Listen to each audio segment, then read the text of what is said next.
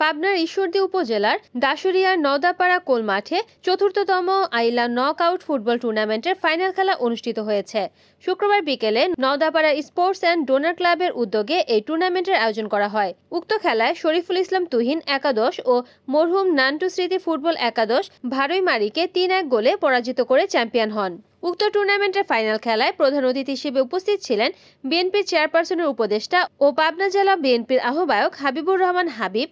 বিশেষ অতিথি হিসেবে উপস্থিত ছিলেন রাজশাহী বিশ্ববিদ্যালয়ের সাবেক ছাত্রনেতা, পাবনা জেলা যুবদলের সাবেক যুগ্ম সাধারণ সম্পাদক, ঈশ্বরদী উপজেলা যুবদলের সাবেক সাধারণ সম্পাদক, দাশুরিয়া ইউনিয়ন পরিষদের সাবেক চেয়ারম্যান শরীফুল ইসলাম তুহিন। এ সময় আরও উপস্থিত ছিলেন দাশুরিয়া ইউনিয়ন বিএনপির সভাপতি আব্দুস সামাদ সুলভ মালিথা, সাধারণ সম্পাদক নাজমুল হাসান মুকুল, সহসভাপতি মনোয়ারুল ইসলাম, ঈশ্বরদী উপজেলা বিএনপির নেতা আব্দুর রাজ্জাক, উপজেলা কৃষক দলের সদস্য সচিব মইনুল ইসলাম সর্দার, স্বেচ্ছাসেবক দলের সাধারণ সম্পাদক রকিবুল ইসলাম লাকি, কৃষক দলের মহিদুল ইসলাম, ছাত্রনেতা মেরিদুল ইসলাম সহ বিভিন্ন পর্যায়ের নেতৃবৃন্দরা। ক্লাবের এই মাঠে আজকে যারা অনেক কিছু আবেদন করছে, আমি আমার নেতাকে সামনে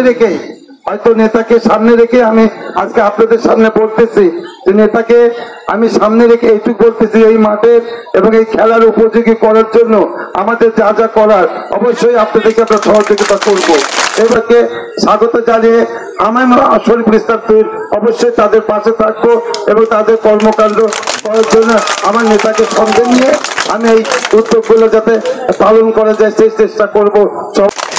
এখন তুহিন যখন এসেছে ওর কাগজ আলাপ করেছে, তাহলে তুই এই মাঠের ব্যাপারে আরো এদের যে সমস্যার ব্যাপারে যে কথাগুলো উত্থাপন করলেন, তাহলে সেটা তো হয়েই গেল।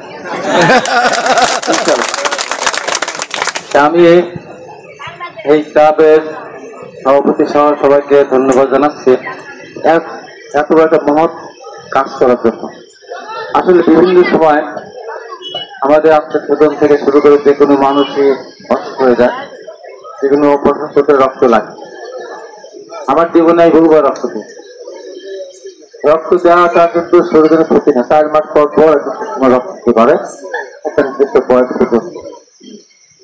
তো সেই জন্য এই ডোনার ক্লাব তাদের 65টি জেলায় যে তাদের কর্মকাণ্ড করে থাকে সেটা অনেক বড় কথা। সেই জন্য এই ক্লাবকে আরেকবার ধন্যবাদ জানাতে একটা বড় হাততালি হোক। রিপোর্ট করেছেন পাবনা প্রতিনিধি তুহিন হোসেন, NN TV।